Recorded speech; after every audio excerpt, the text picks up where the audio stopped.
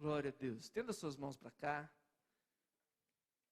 Senhor, nós colocamos a vida do pastor Tiago Monteiro em tuas mãos, diante do teu altar, a vida da Thaís, do seu filho. Que o Senhor possa guardá-los, ó Deus. Que o Tiago possa ser boca do Senhor nesta manhã, para falar conosco aquilo que está em teu coração, ó Pai. Que a tua palavra possa ministrar a cada coração aqui, pois nós ansiamos e desejamos por mais de ti, para a honra e glória do teu santo nome, em nome de Jesus. Amém. Bom dia! Tudo bem? Um dia eu vi na televisão que se respirasse 3 vezes, a gente ficava calmo. Não funcionou não, viu? Estou nervoso. Comigo não funcionou não. Irmãos, abra aí em Gênesis, capítulo 3.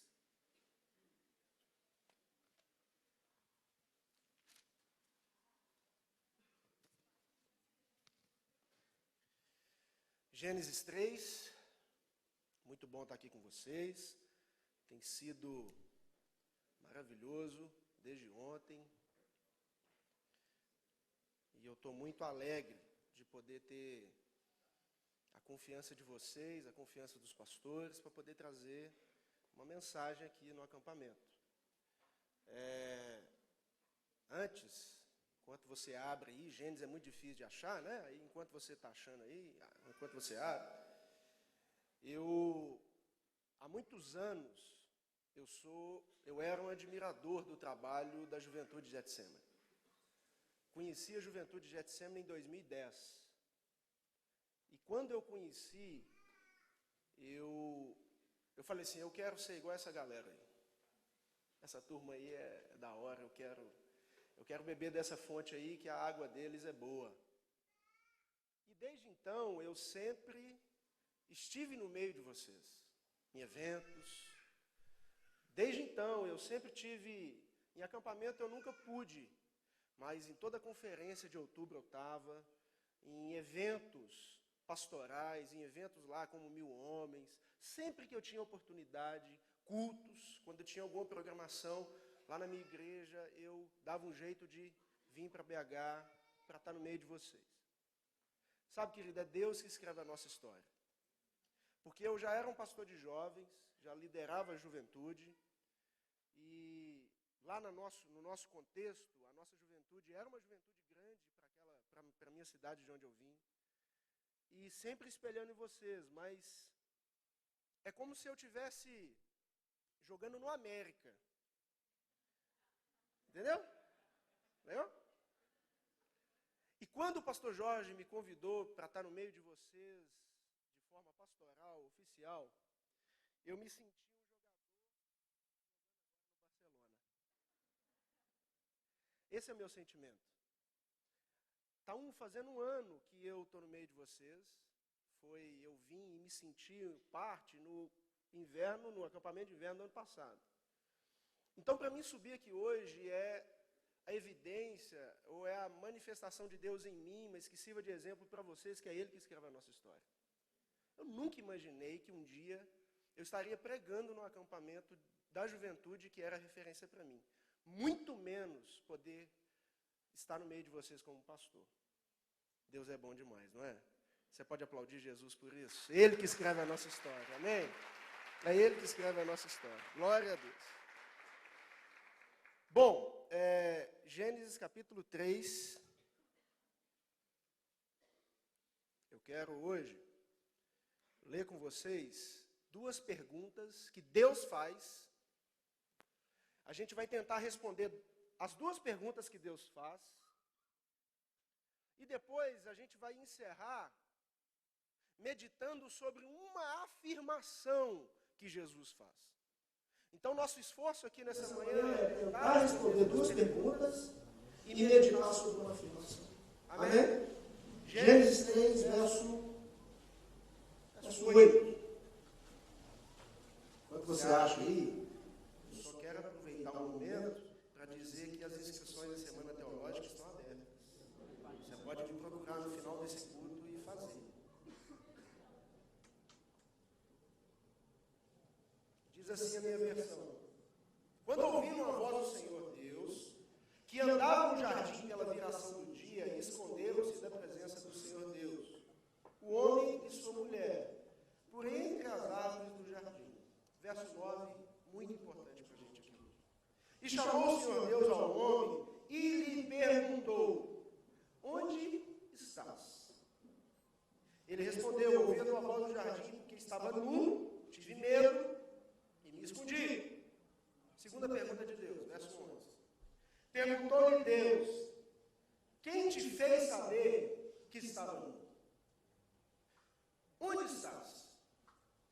Quem te fez saber que estava nu?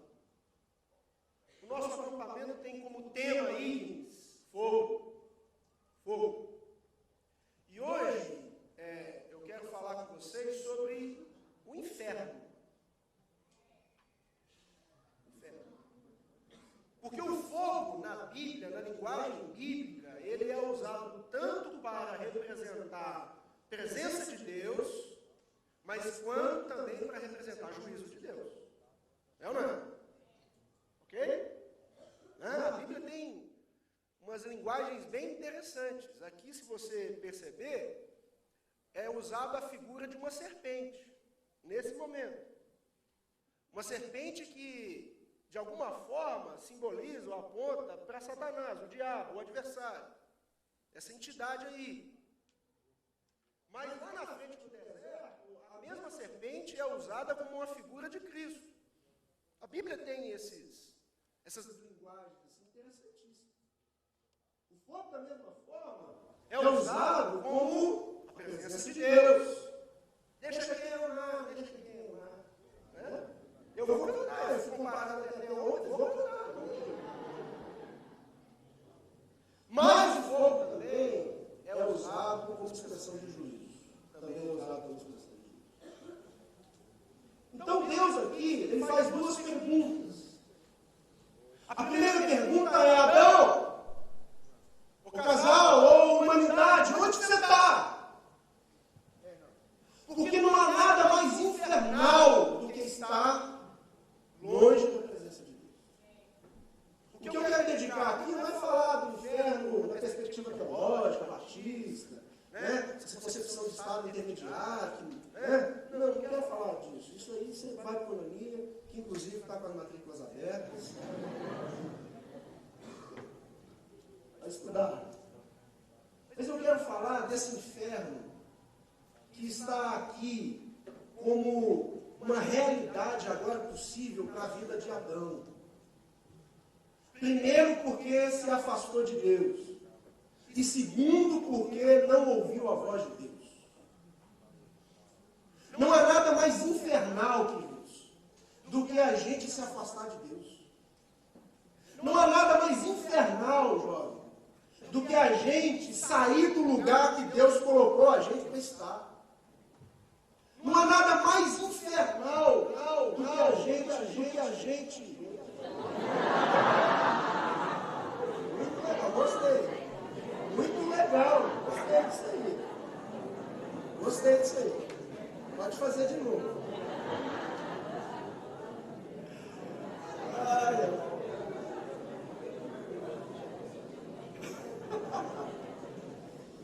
Não há nada mais infernal do que a gente sair do lugar que Deus colocou a gente.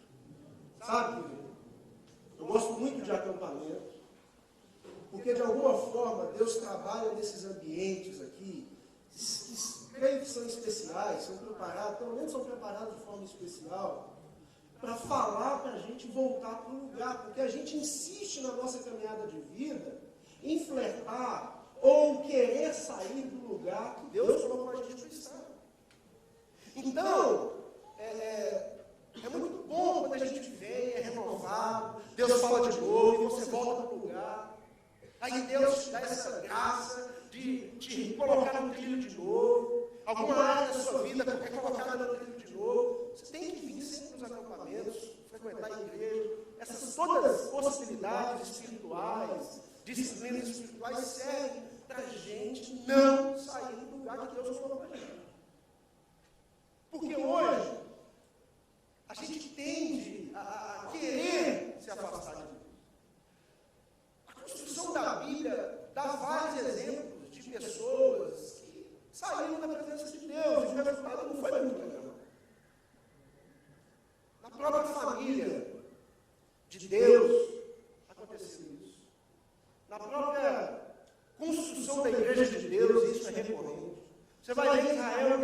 determinado momento da história, o lugar que Deus colocou foi debaixo da aliança de Deus. Aí Israel quer quebrar essa aliança, quer fazer outro tipo de aliança. Quer sair, quer flertar. Você vê o povo pedindo um rei, eles tinham já um rei, mas eles querem um humano. Você vê Davi tendo que estar na guerra, mas está no palácio. E acontecem coisas ruins. Tem que vir o profeta Natan e falar para ele, velho, volta para o lugar que você devia estar saindo. É interessante, ali naquela mesa com os 12, Judas saiu da mesa.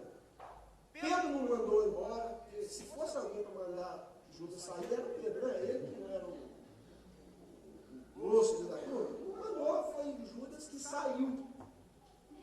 Então essa tendência de sair do lugar é nossa. Por isso que eu quero aqui hoje dizer para o seu coração, deixa o seu coração ser ministrado. Volte para onde você não deve sair. Qual área da sua vida que é preciso retornar para a essência, para a presença de Deus?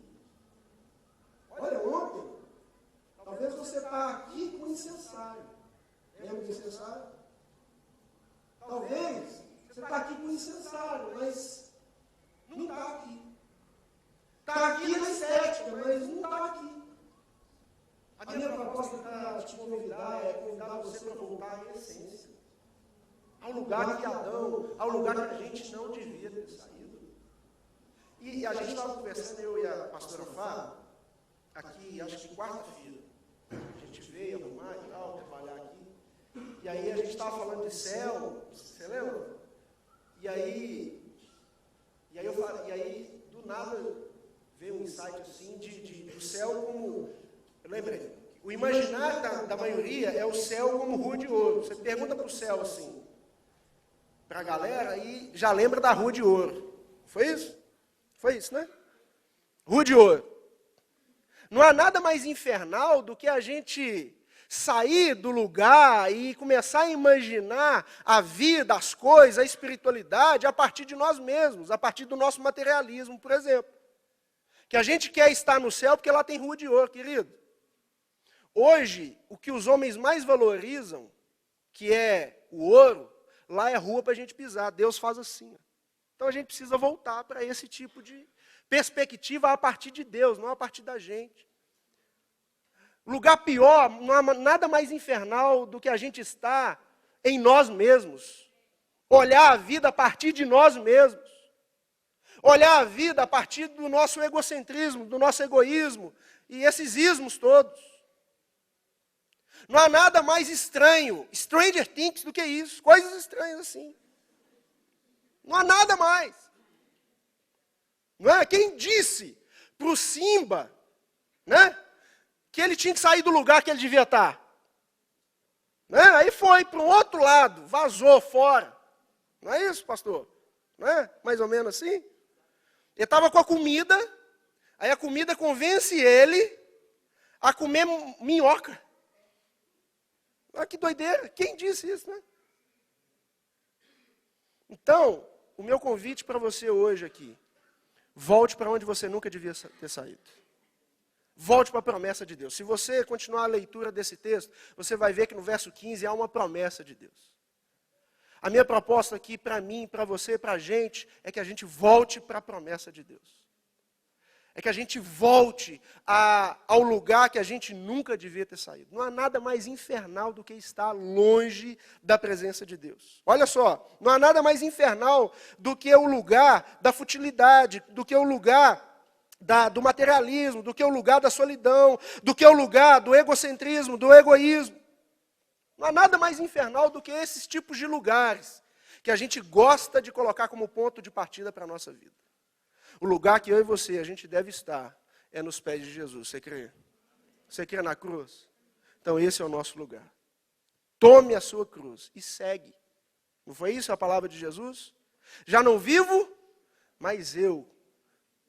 O lugar não sou eu, mas é Cristo que vive em mim. Você tem isso na sua Bíblia? Segunda pergunta. Quem disse? Olha aqui, verso 11.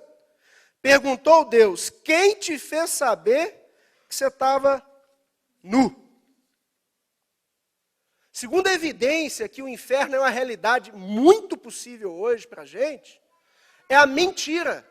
É a gente viver na mentira. Quem disse? Olha essa folha aqui. Cor de folha, espessura de folha, não é?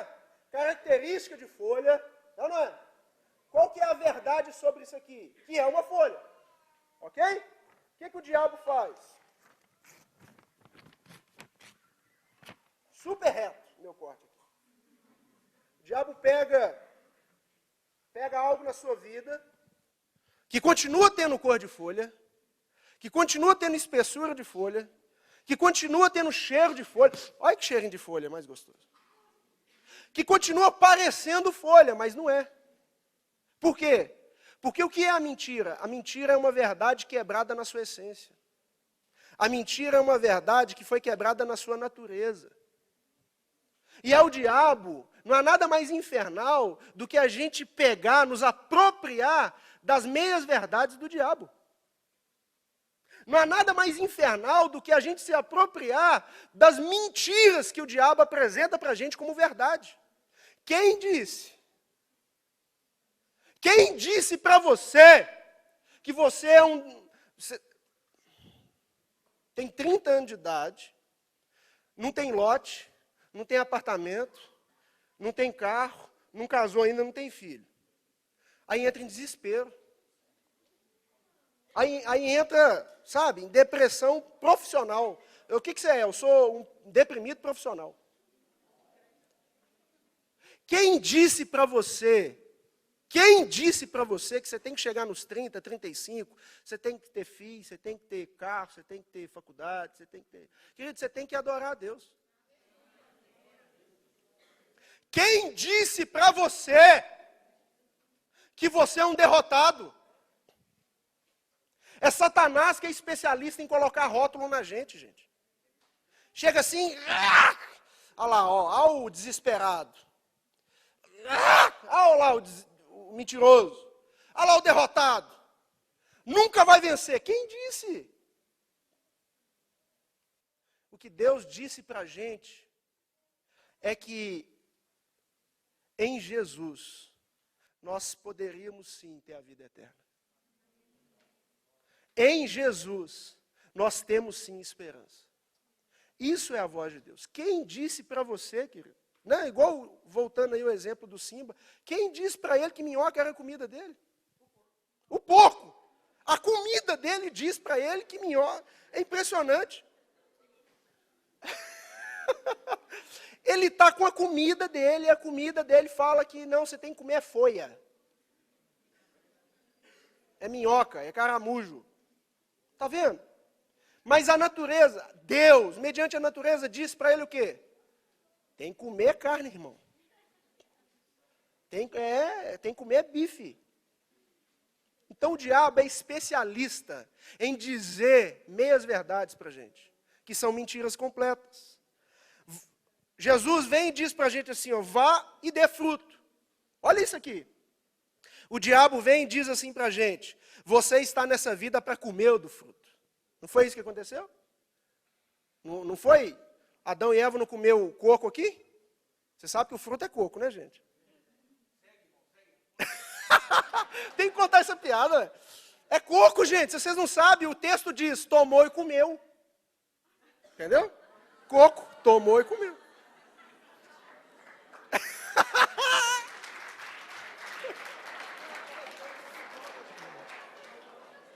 Não aplaude, não.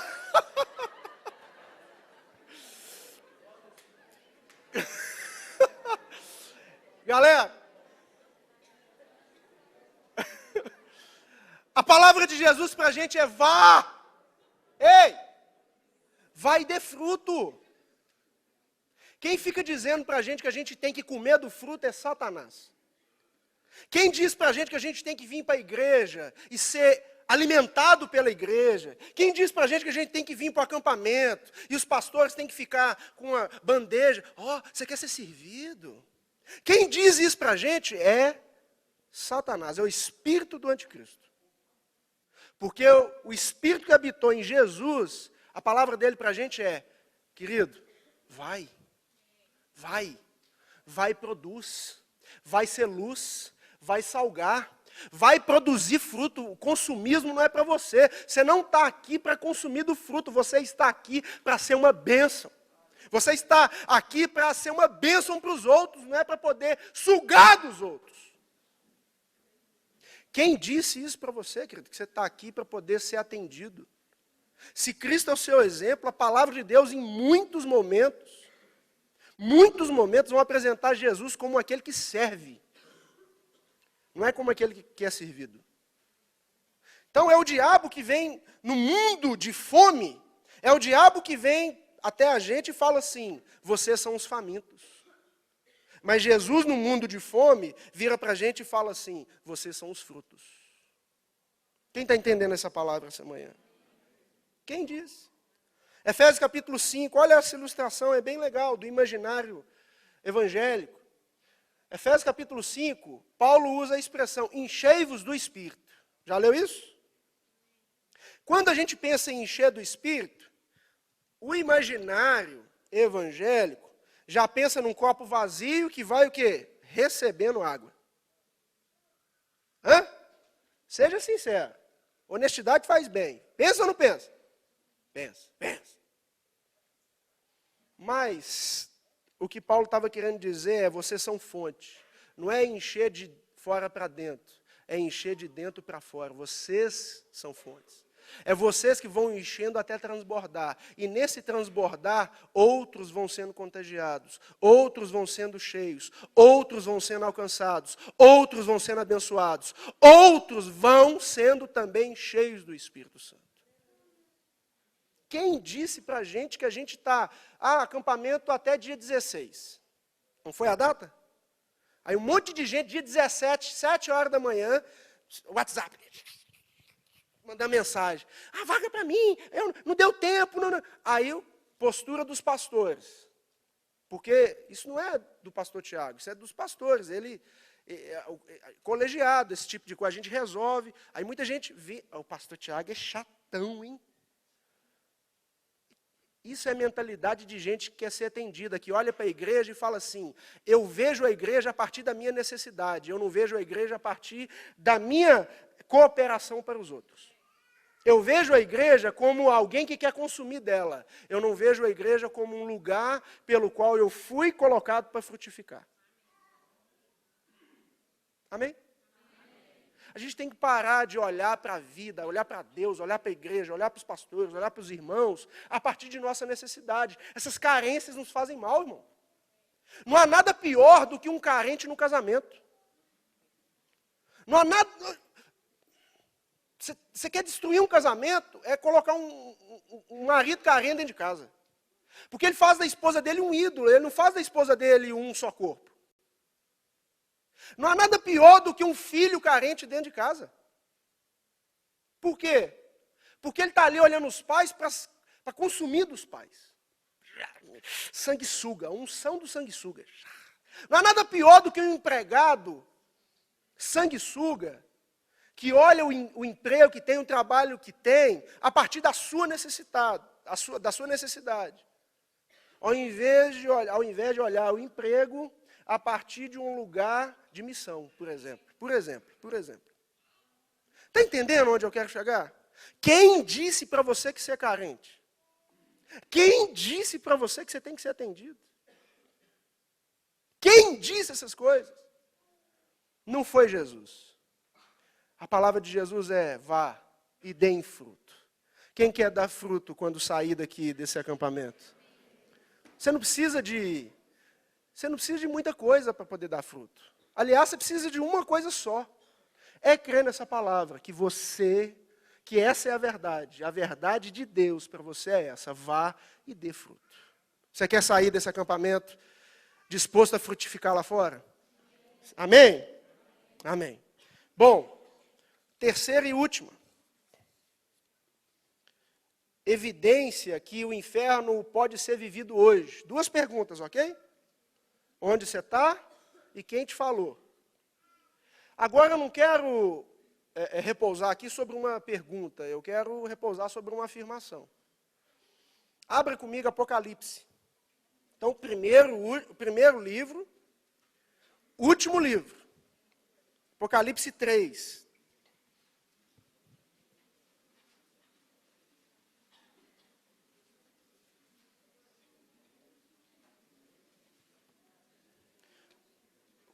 Quando o pastor fala que está terminando, é mais ou menos, viu? É, mais ou menos. Não é, né? Pastor é bem assim, né? Estou terminando. Ah, tá. Então, beleza. Então, perdão. Apocalipse 3, verso 14.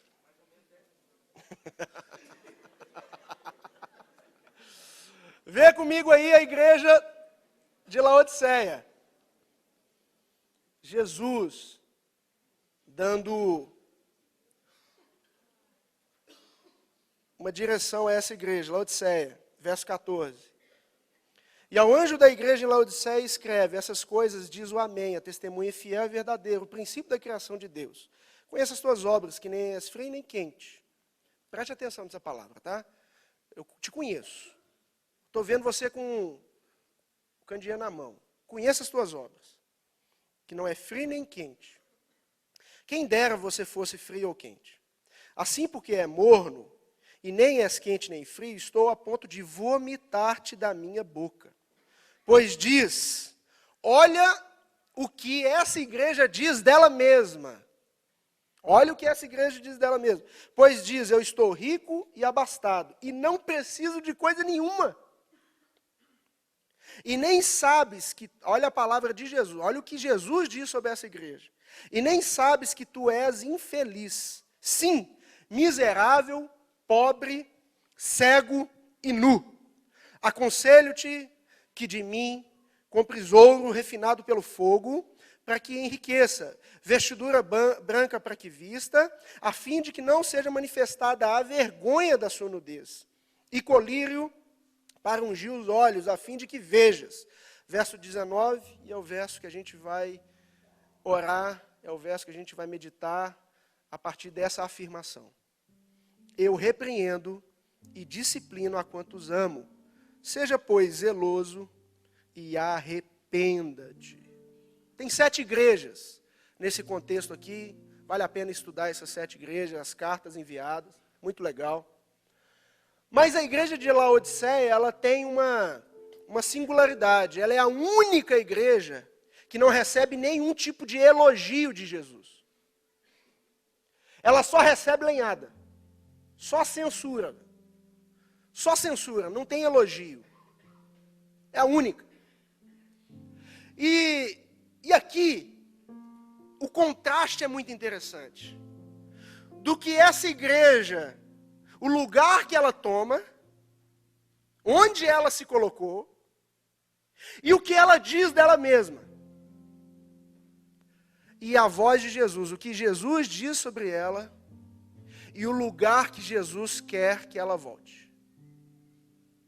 Percebe isso no texto? Você percebeu? É interessante que Laodiceia ficava a 9 quilômetros, tanto de Colosso, a igreja de Colosso, e uma igreja chamada Hierápolis também. 9 quilômetros, certinho. E lá em Hierápolis é a Caldas Novas, assim, porque é uma cidade que tinha água quente. Hierápolis, água quente. Fica lá na Turquia, até hoje o pessoal vai fazer turismo lá. Tipo Caldas Novas mesmo. E em Colosso tinha água fria. Em Laodiceia não tem água, não tem rio, não tem água. Então ela precisava de copasa, aqueduto de água para ter água. Então vinha água tanto de Hierápolis quanto de Colosso. E a água que chegava em Laodiceia era morna. Jesus usa o contexto geográfico daquela igreja para definir aquela igreja, como que ela está. Você está morna. Aquela igreja causa náusea em Jesus. Porque ele vai falar que vou te vomitar. Eu conheço as suas obras. E quem dera você fosse como Hierápolis. Quem dera, quente. Quem dera então você fosse fria. como Colosso. Mas porque você é morna, eu vou vomitar você. Eu vou vomitar você.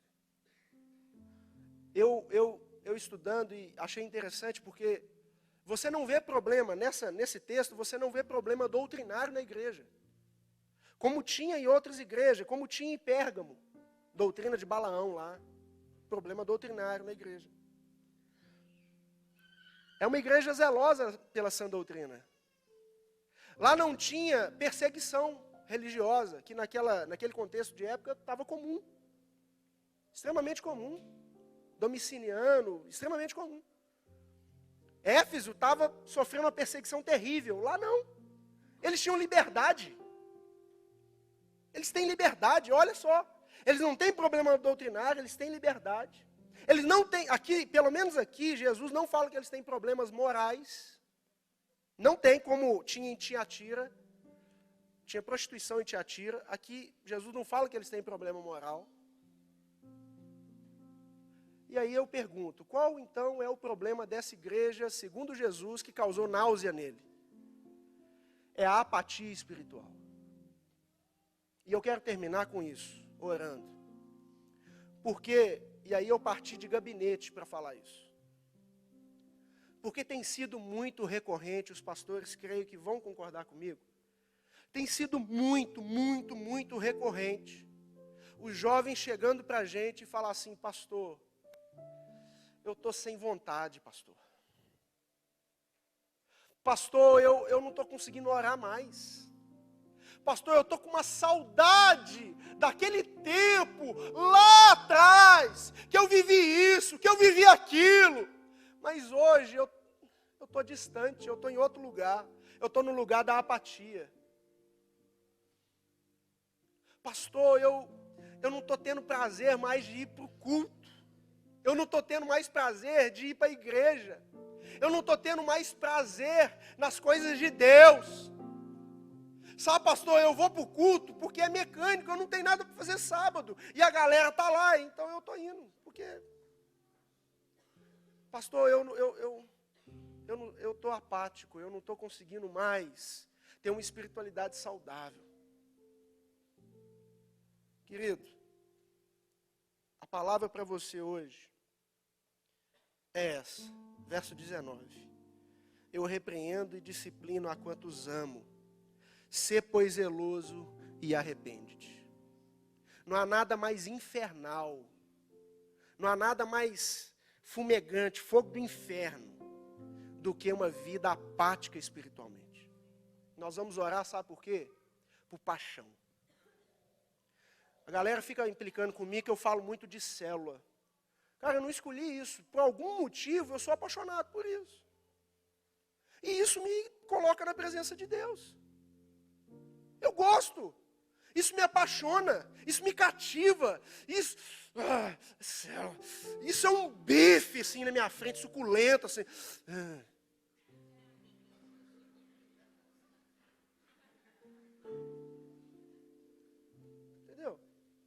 Eu não sei qual é a imagem que você tem do céu. Para mim, céu tem mesa de ping-pong. Eu quero ir para lá, velho.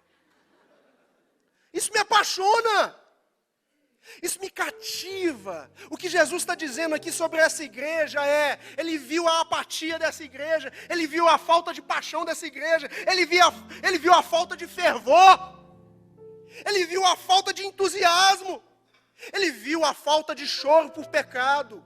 Não o pecado como comportamento. Quero aqui reproduzir o conceito que o Zé trouxe ontem. Não.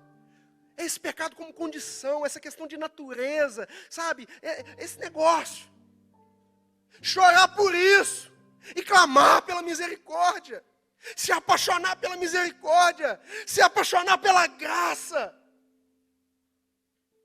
É isso que Jesus viu. Apatia. Fica de pé. Águas mornas. Sabe, pastor Tiago, pastor Fabiana, nós temos mesmo que zelar pela sã doutrina. Estou com vocês. Temos mesmo. Teologia, pregação bíblica, temos que zelar. Nós temos mesmo que zelar pela moral. incentivar nossos jovens a uma vida eticamente cristã? Temos mesmo. Nós temos mesmo que incentivar os nossos jovens à prosperidade material. Estudar, falar com os adolescentes, viu, Pedro? Estudar mesmo, faculdade, pá, temos que fazer isso. Nós temos mesmo que aproveitar essa liberdade de culto que a gente tem. Mas mais do que isso tudo, se faltar paixão, a gente vai estar morno.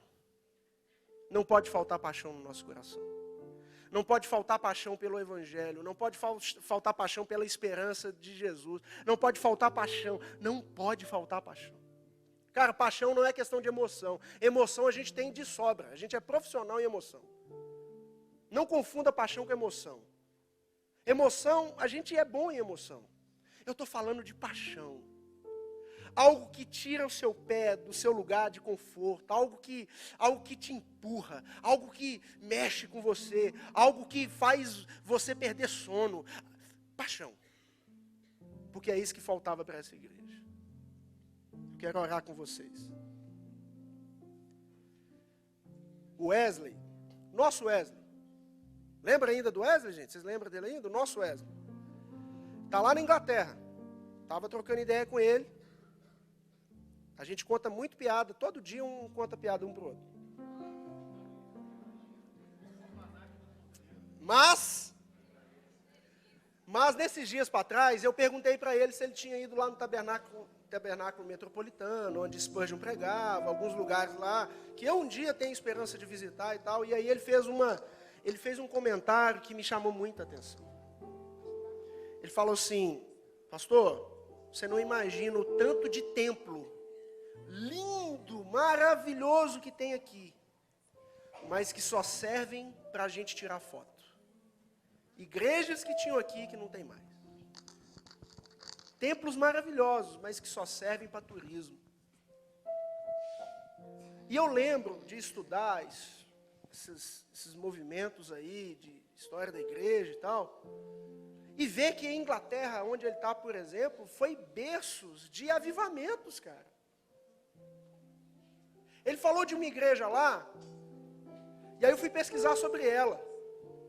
Até 1960, essa igreja tinha 4.000 membros na Inglaterra.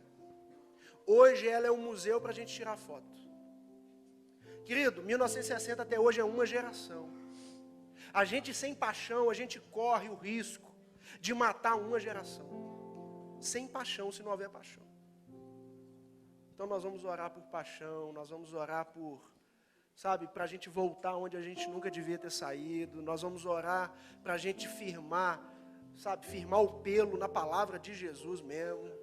Não nessas mentiras, nessas verdades quebradas na natureza. A gente vai orar por isso. Você quer orar por isso? Você deseja? Você deseja isso? Feche seus olhos. Vamos orar. Feche seus olhos. Espírito Santo, nós cremos na Tua presença. Eu creio na Tua presença. Como foi orado, ó Deus, aqui pelo pastor Anderson. Nós ansiamos pela Tua presença. Mas nesse momento, no final desse estudo aqui, desses textos, nós queremos, ó Pai, entregar a nossa mente cativa ao Senhor e poder meditar. Que lugar que a gente está? Quem a gente tem ouvido? Quem disse que eu sou isso? Quem disse que eu sou um derrotado? Quem disse que eu sou um abusado? Talvez você sofreu um abuso, querido, físico, psicológico, eclesiástico. Querido, você está aqui porque você é um curado. E porque você é curado, você vai curar as nações. Não fique com a perspectiva do abusado. Eu lamento todo tipo de violência que você tenha sofrido. Mas isso ficou no passado. Porque a voz de Jesus é: ser curado em nome de Jesus. Ser curado em nome de Jesus. Por quê? Porque você é cura para as nações. Você tem a mensagem da cura no seu coração. Você tem a luz necessária na sua mente. Você tem a paixão no seu coração. Quem diz? Vamos voltar. Você tem saudade de experiências, emoções que você viveu na igreja, na juventude, no acampamento? Vamos voltar. Mas a partir do hoje, não a partir do ontem, que serviu para o ontem, é para o hoje. Vamos voltar, mas hoje, para o hoje. 2010, naqueles líderes, 2012, naqueles líderes, ficou lá, serviu para lá, e nos abasteceu, nos alimentou para hoje. Mas vamos voltar para viver o hoje de Deus, porque a parada, o rolê é para hoje, velho. É para hoje.